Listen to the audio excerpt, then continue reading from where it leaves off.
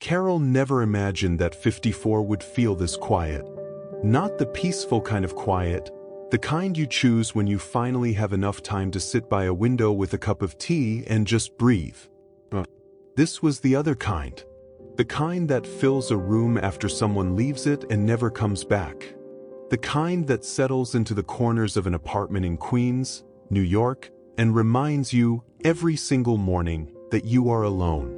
Her husband, Robert, had passed away 3 years earlier. A heart attack. Sudden. No warning. One evening he was sitting at the kitchen table doing the crossword puzzle he never finished, and by the following morning, Caryl was a widow. Just like that. The life they had built together, 31 years of small arguments, big laughs, shared grocery lists, and quiet Sunday mornings, all of it folded itself up and became memory. She was 51 when it happened. Too young to feel that old. Too old to start over in the way people mean when they say, start over, like it's easy. Caryl had worked most of her adult life as an administrative assistant for a mid-size insurance company in Manhattan. She had been careful, steady, responsible. Not rich, not even close, but responsible. When she retired at 53, she walked away with a modest pension. Around $1,100 a month. And she had managed to save a little over $60,000 across the years, tucked carefully into a savings account that Robert had always called their cushion. Every family needs a cushion, he used to say. Not for comfort, for when you fall. She thought about that a lot now. $60,000 sounds like a lot until you live in New York City. Until the rent alone is $1,400 a month. Until the electricity bill, the groceries, the medication for her knees, the phone bill, the small things that add up the way water adds up in a sinking boat, slow at first, then all at once. So Caryl did what a proud, private woman does when she refuses to ask for help. She got a part-time job. 3 days a week, she worked at an accessories kiosk inside a shopping mall in Rego Park. 6 hours a shift. Minimum wage plus a small commission if she hit her sales targets. It wasn't glamorous. Some days, teenagers would walk past and not even look at her. Some days her knees ached so badly by hour 4 that she had to grip the edge of the display counter just to stay standing. But she showed up. Every single time, she showed up. Because work gave her something retirement couldn't, a reason to get dressed. A reason to leave the apartment. A reason to feel like she still had a place in the world. And she was good at it too. Her manager, a young woman named Priya, once told her, "Caryl, you have a way of making people feel like they matter. That's rare." Caryl had smiled and thanked her, but inside she had thought, I learned that from raising a son alone after his father got too sick to help for 2 years.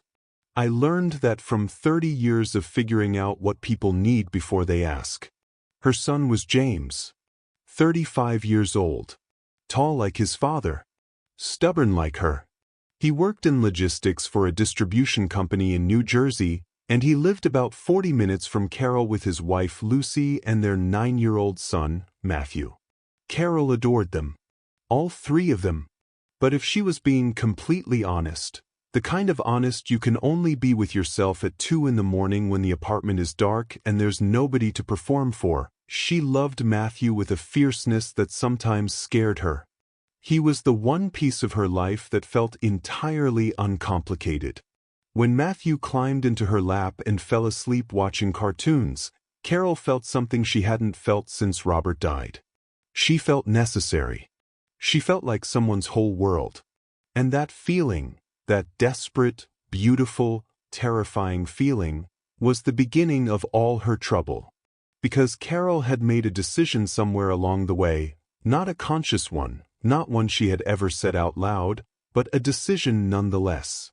The decision was this: she would spend whatever it took to make sure James, Lucy, and Matthew knew they were loved. She would be the grandmother who always had money for Matthew's school trips. The mother-in-law who never showed up empty-handed. The woman at the center of her family's life, Not because she demanded it, but because she made herself indispensable. When James mentioned that Matthew needed new cleats for soccer, Caryl bought them. When Lucy casually mentioned she liked a particular candle from a boutique in Manhattan, Caryl went and found it. When James's car needed a repair and he said it was probably fine for now, Caryl quietly transferred $300 into his account without being asked. She told herself it was generosity. She told herself it was love. But sometimes, late at night, she wondered if it was fear. Her closest friend, Sophia, had known her for over 20 years.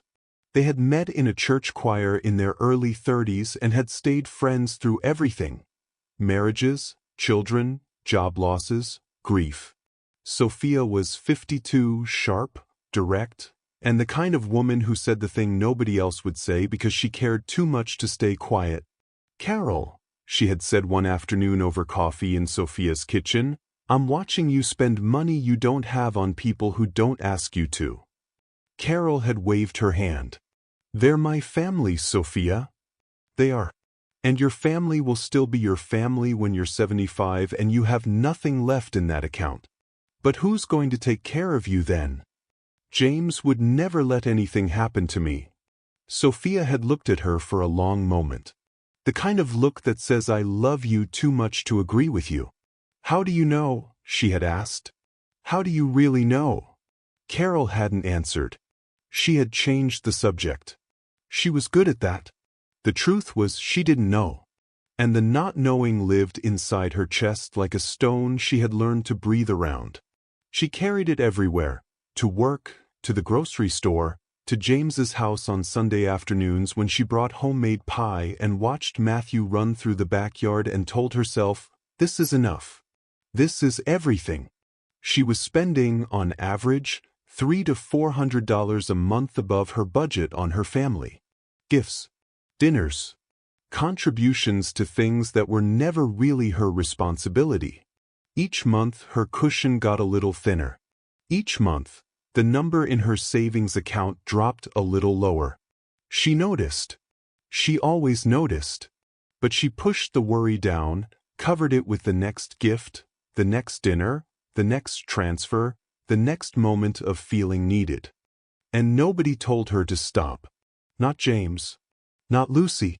Not once did either of them say, "Mom, you don't have to do this." They accepted. They smiled. They thanked her warmly. And then they went home. Sophia kept warning her. Caryl kept ignoring the warnings. And the stone in her chest kept getting heavier. She just didn't know yet that the moment she had been both dreading and needing, the moment that would crack everything open and finally let in the light, was only a few weeks away. It would happen at a birthday dinner. In a restaurant she couldn't afford. With a bill she hadn't planned for. And 9 innocent words from a little boy who had no idea what he was saying.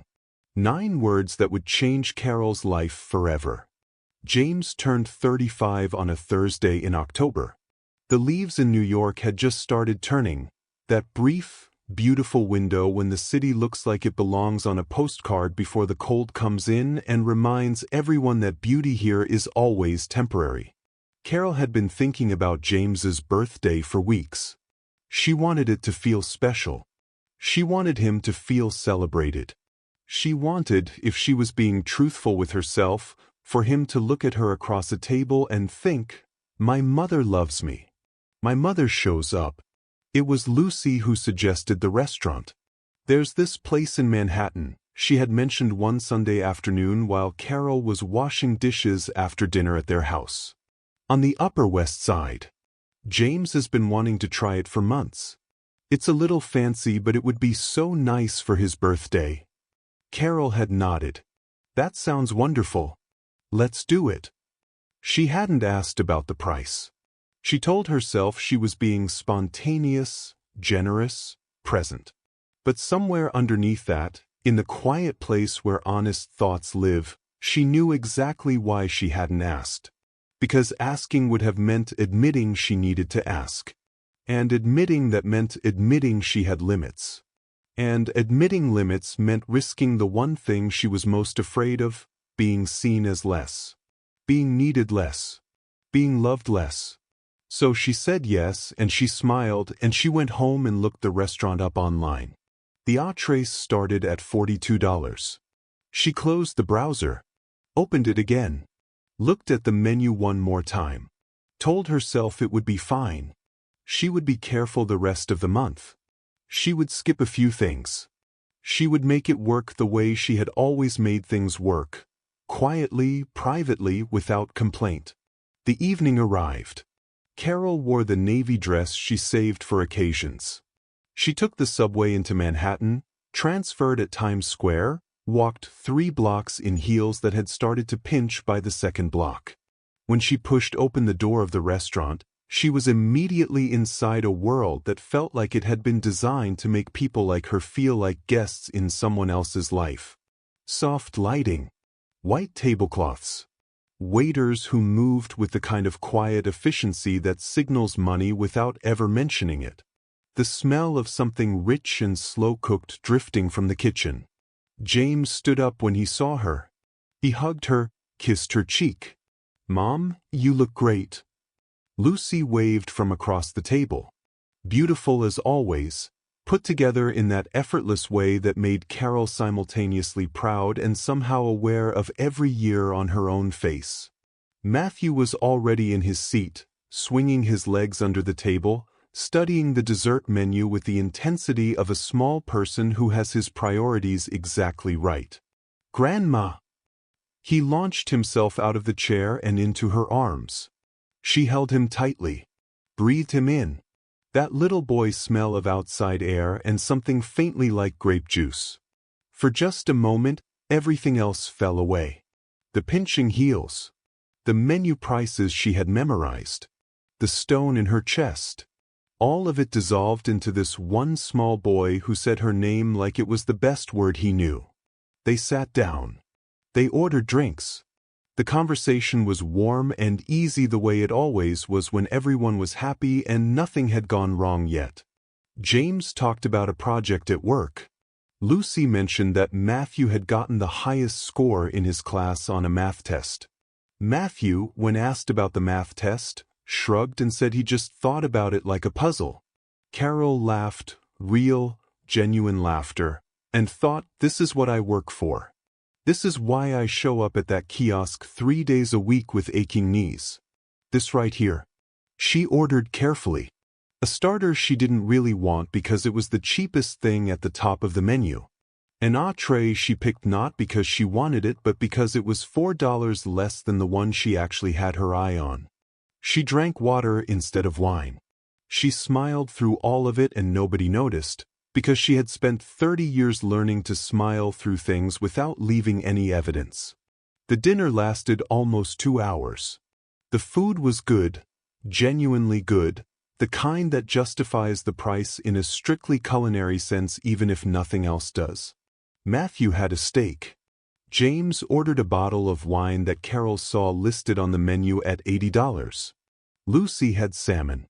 Everyone was happy. Everyone was relaxed. It was, by every visible measure, a lovely evening. And then dessert came. And with dessert came the moment.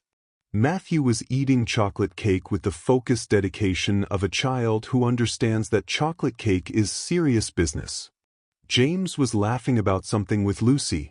The candles had been blown out, the happy birthday sung, the small moment of family warmth observed and treasured. Caryl was watching Matthew eat and feeling that familiar ache of love and exhaustion and something she couldn't quite name, something that sat right at the border between happiness and grief. And then Matthew looked up from his cake. The way children do, without preamble, without warning, without any awareness that the world has rules about when and how certain things are said. He looked right at his father and said, completely casually, the way you might mention the weather, "Dad, didn't you say that as long as we have Grandma, we don't ever have to worry?" The table went quiet. Not dramatically quiet, not the movie kind of silence where everyone gasps and looks around. Just a half-second pause. A small hole in the conversation. James glanced at Caryl with a smile that was just slightly too practiced, the kind of smile you make when you're hoping something passes quickly. Lucy picked up her wine glass. Matthew went back to his cake, entirely unaware that he had just said something that a grown woman with $60,000 in a savings account and aching knees and a dead husband and a part-time job at a mall in Queens would turn over in her mind every single night for the rest of her life. As long as we have Grandma, we don't ever have to worry. Caryl sat very still. She kept her face arranged in the way she had spent decades arranging it, pleasant, present, unbothered. She picked up her water glass. She took a sip. She set it back down. Inside, something was breaking. Slowly and completely, like ice that has been thinning for a long time and has finally met the one footstep too many. Because she understood, in that moment, with perfect and terrible clarity, what she was to her son's family. Not a mother. Not a grandmother.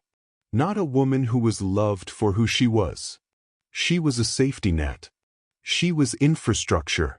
She was the reason they didn't have to worry, not because of her presence, not because of her wisdom or her warmth or the way she made Matthew feel like the most important person in any room, but because of her money. Her cushion. Robert's cushion. The $60,000 that was already down to 43. As long as we have Grandma. The waiter arrived. He placed the check holder on the table, as they always do at restaurants like this, right in the center, equidistant from everyone, loaded with that particular social weight that makes everyone at the table suddenly very interested in something else. James reached for his phone. Lucy was saying something to Matthew about finishing the cake. Nobody moved toward the check. Nobody moved toward the check because nobody ever did. Because Caryl always did. Because that was her role. Because that was the arrangement nobody had ever spoken out loud but everyone had apparently agreed to. Even apparently discussed. Even apparently explained to a 9-year-old boy who had just repeated it at a dinner table with the innocent precision of a child who simply says the things he has heard. Caryl reached out and opened the check holder. $947.60. She looked at it for a long moment. She thought about Robert. She thought about the crossword puzzle he never finished. She thought about Sophia sitting across from her in that kitchen saying, "How do you really know?" She thought about the kiosk in Rego Park and her aching knees and the number in her savings account and every Sunday dinner she had cooked and every gift she had bought and every transfer she had made quietly without being asked and without ever once being told, "You don't have to do this." She thought about Matthew's face when he said those 9 words. And then Caryl did something she had never done in 35 years of being James's mother. She took out her wallet. She counted out her portion. Her entree, her starter, her share of the tip, calculated carefully and honestly. $112. She placed it on top of the check holder. She closed it. She slid it gently back to the center of the table. And she said, quietly and without drama, "I've put in my share." James looked at her. A flicker of something crossed his face. Surprise, confusion, the beginning of an adjustment. "Mom, you don't have to." "I know I don't have to," she said. Her voice was steady. Steady in a way that surprised even her. "That's the point." She smiled at Matthew, who was looking at her with cake on his chin and absolutely no idea what had just happened. "Finish your cake, sweetheart," she said. "It looks amazing." And Matthew grinned and went back to his cake. And Lucy quietly reached into her purse.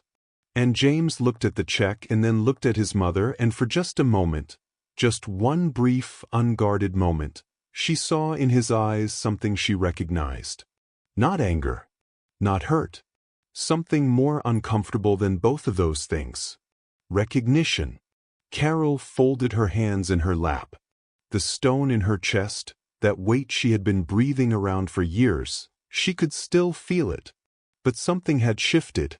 Something had moved just slightly. Like a window opened somewhere in a house that had been closed too long. She breathed in. The evening ended. They said their goodbyes outside on the sidewalk. Matthew hugged her legs. James hugged her shoulders.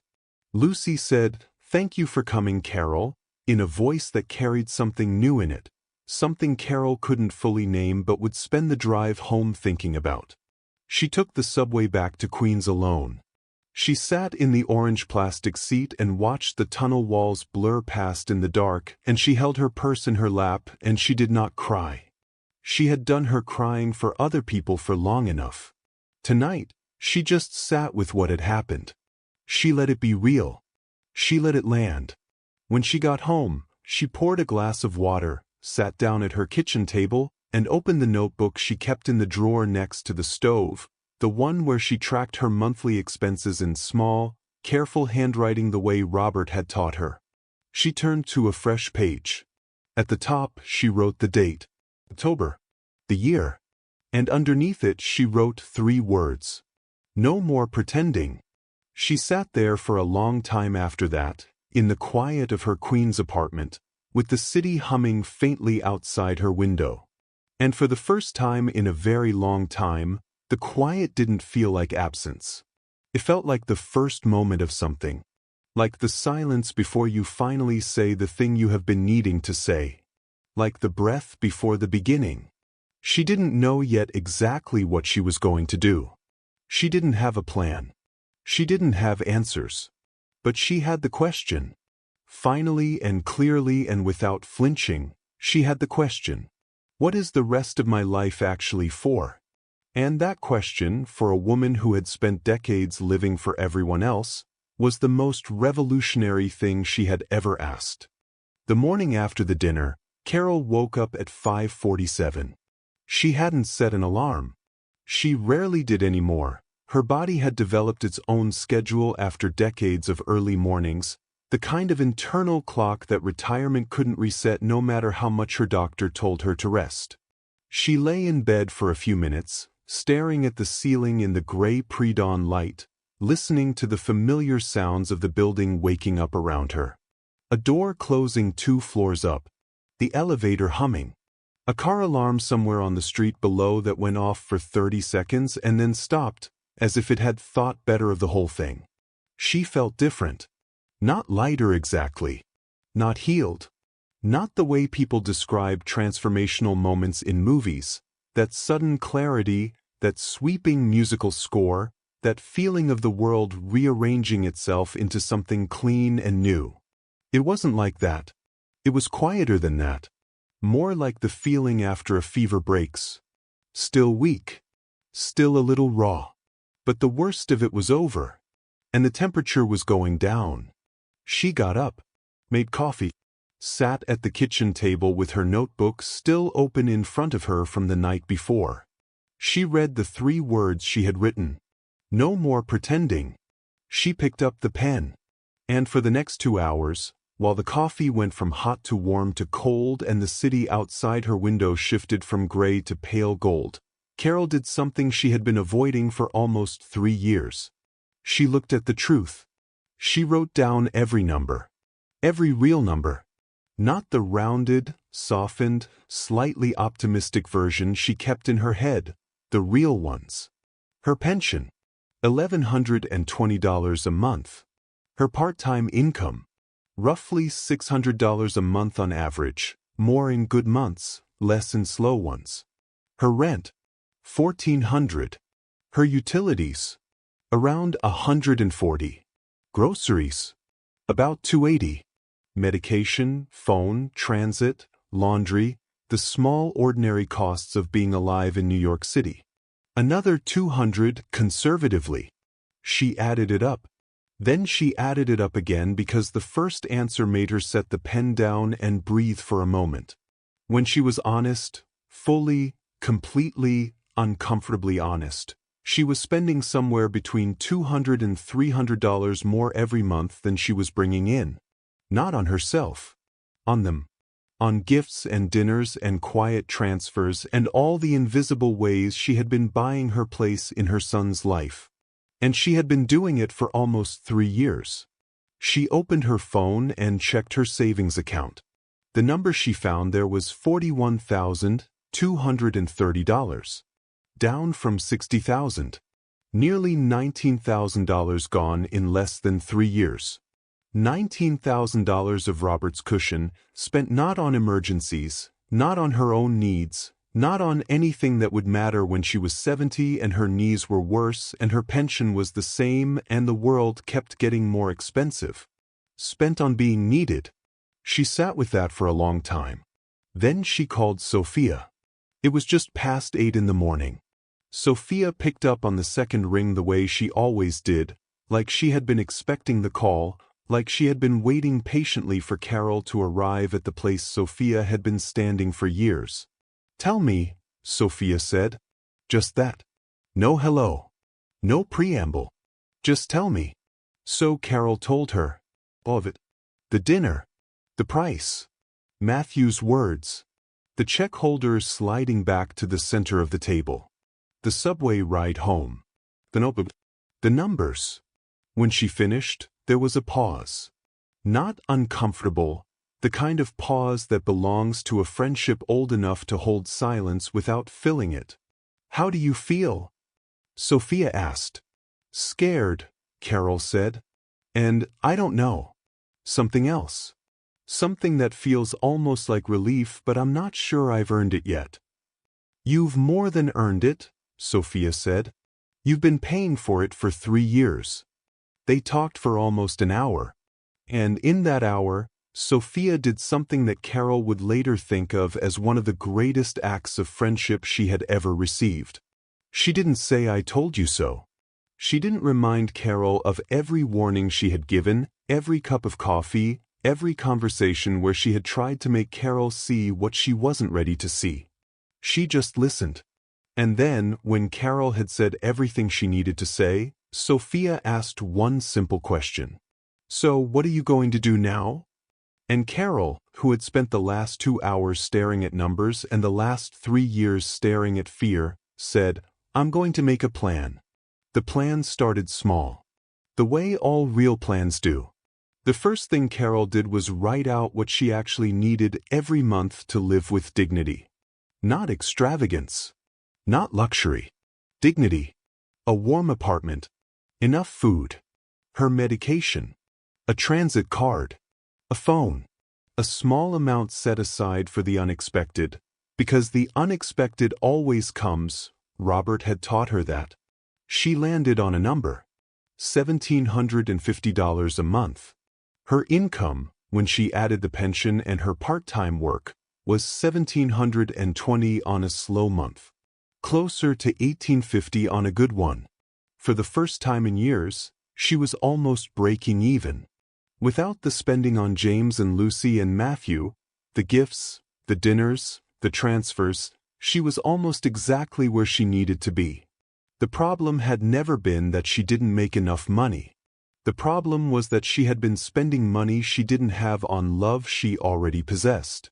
The second thing she did was open a separate savings account.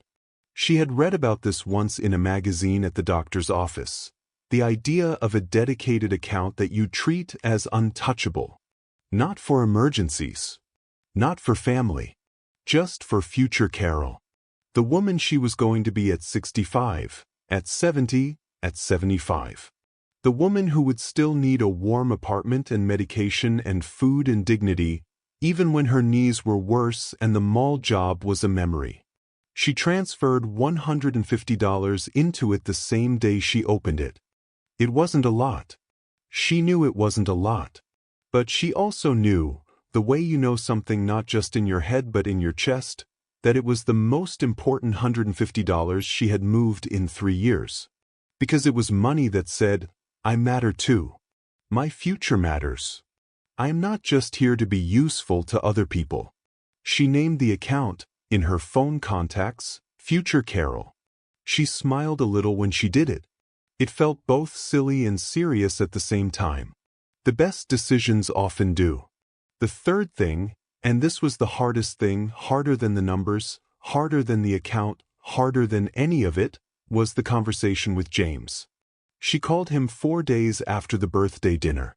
She had rehearsed what she wanted to say, not in a scripted way but in the way you rehearse when you're afraid that if you don't prepare your words, your feelings will come out sideways and become an argument instead of a conversation. She didn't want an argument. She wanted a conversation. She wanted, though she barely let herself hope for it, to be heard.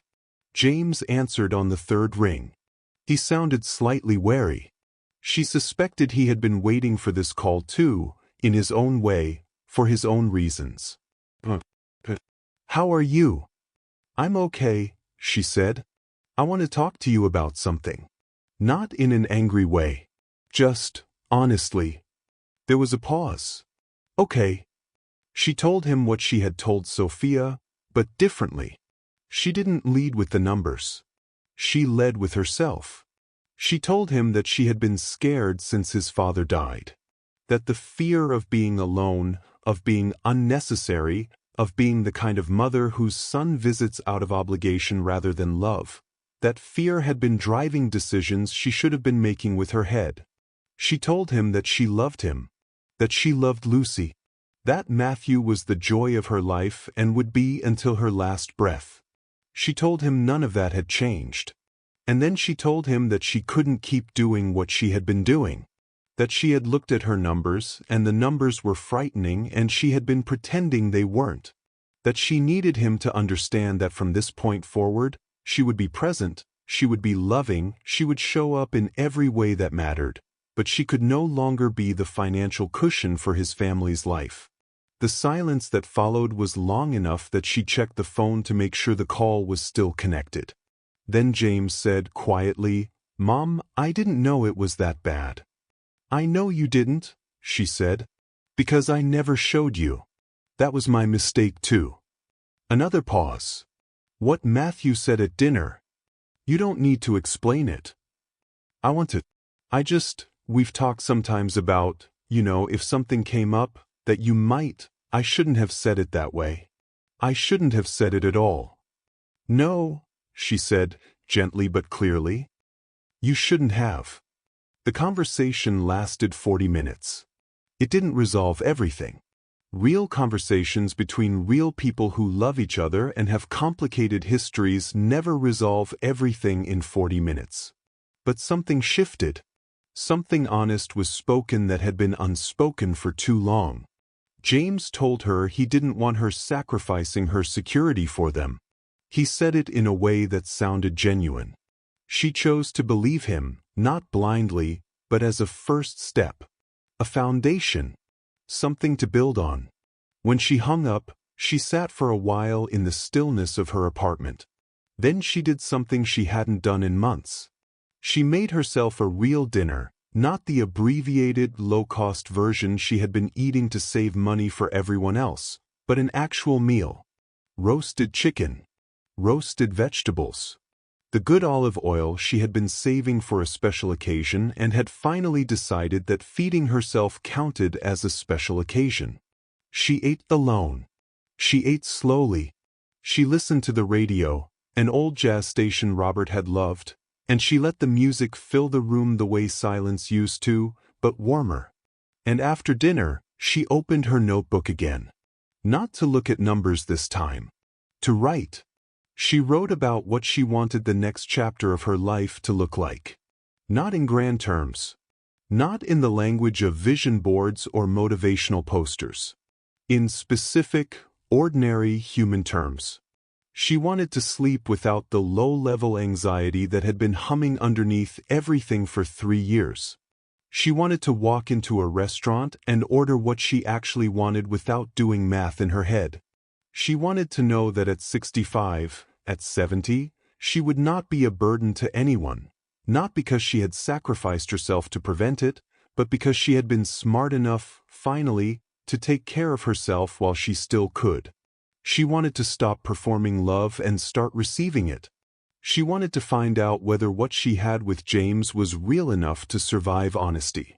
She suspected it was. She hoped it was. She was willing, for the first time in a long time, to let the truth test it rather than hiding the truth to protect something that might already be strong enough to stand. She wanted, most of all, To become the kind of woman that future Caryl, the one at 70, the one at 75, would be grateful to. That woman was worth building. That woman was worth every uncomfortable conversation, every boundary drawn, every dinner bill split honestly, every $150 moved quietly into an account that nobody else would ever touch. She closed the notebook. She turned off the kitchen light. She walked to the window and looked out at the Queens skyline, not Manhattan's dramatic glitter, but the steadier, more human glow of a neighborhood full of people just trying to make it. People like her. People who got up every morning and showed up and made do and found their own small dignities in the spaces between the hard parts. She pressed one hand against the cool glass of the window. "I'm still here, Robert," she said softly. To the city. To the night. To the man who had taught her that every family needs a cushion, not for comfort, but for when you fall. "I'm still here. And I'm going to be okay." She believed it maybe for the first time. And tomorrow, she was going to keep building the proof.